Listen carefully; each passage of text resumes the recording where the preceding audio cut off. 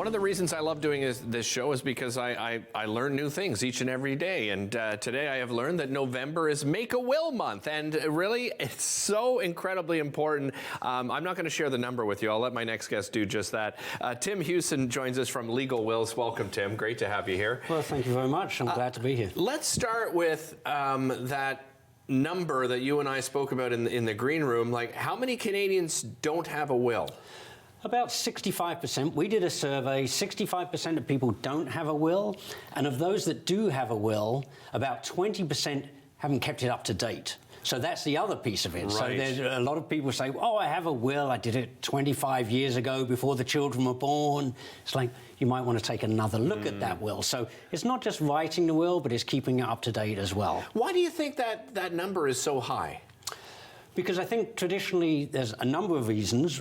People think of it as a once-in-a-lifetime task. Right. Right? So people think, well, I'm not going to write my will until I get married, or we have the second child, or we move house, or there's always something, and people are waiting for that moment in their lives where everything is static, so Right. they can then finally get that will written. But of course, life never settles down, and there never seems to be an appropriate time to write it. So people put it off, and then never get around to it. Let's talk about the importance of having one. If you don't have one, what are the repercussions? A number of things. So firstly, you haven't put anybody in charge of your things. So in a will, you name somebody called your executor. Right. And that's the person, if something were to happen to you, somebody is immediately going to move in and they're going to take charge. They're going to secure your assets. They're going to make sure that your beneficiaries know that, okay, they're beneficiaries.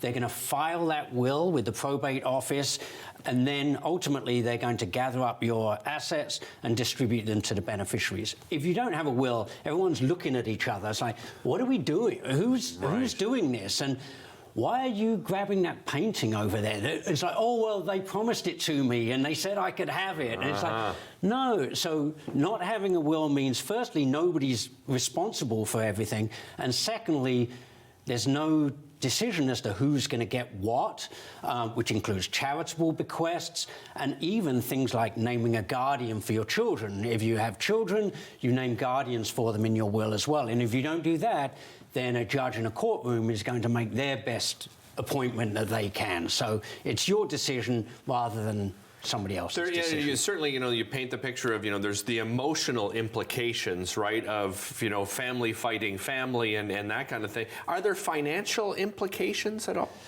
Yeah, absolutely. So what usually happens initially is, if you don't have a will, everything's frozen.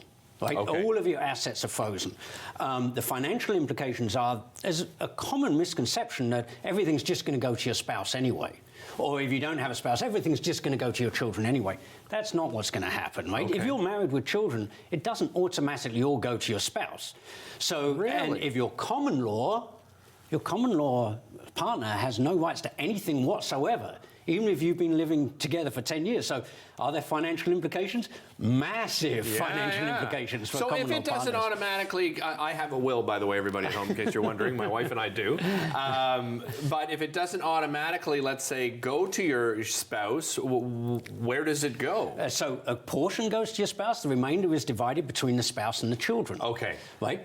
And you think, well, that's okay, but supposing a family home, then the children share a part of that family home. Right. They could be struggling financially. They may say, you know what, I want my share of that house right now. Yeah, you buy me out of my share, or we sell it and we all take a third, sort of thing. Because I'm struggling right now. And the other problem is that generally it's a lot of money that's involved, and people think, oh, that $200,000, that is the answer to all of my problems. If I could get my hands on that right now, I'm sorted. So yes, there can be a lot of tension because it's generally a lot of money. And the number of times I hear of siblings who got on really well their whole lives, and all of a sudden an estate was at stake, and they don't speak to each other anymore. Well, and you even mentioned before the show when we were talking, like there's examples with big celebrities, right?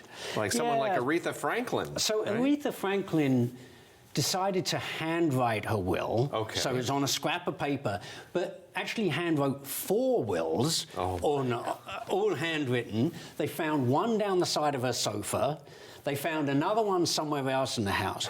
And what happened was, there were various legal battles. The lawyers got involved in proving which one was legitimate and which one wasn't. And she missed a huge opportunity. It was an $80 million estate that could have created a trust for aspiring musicians, and you know, it could have been the Aretha Franklin Scholarship that she could have set up with a foundation. That all went to one side, and that's another reason why I tell people to write a will, because you can actually do a lot of good in your will, not just everything to my spouse. You say 1% could go to a social cause in the city or something like that. Right. So thinking of charities as well. Just 30 seconds left. Obviously, if you want to write a will and make it legal, they'd see somebody like yourself, right? Yeah, I mean, there are a number of approaches. You can see a lawyer. We have an online service that allows you to do it. So kind of like using tax software to file your taxes. You go online, it steps you through the process for writing your will. It compiles it, you download and print it and sign it, and then you'll have your legal will. So all of those, I've been meaning to. I don't have time. I can't afford it. We're trying to remove those barriers and make it accessible to everybody. It's a great idea, and even if that's your starting point. And as Tim, by the way, thanks so much for joining us, Tim. Really appreciate it. Yeah, and as Tim said, if you have a will, make sure you update the will. Check that will every couple of years. We'll be back with more after this.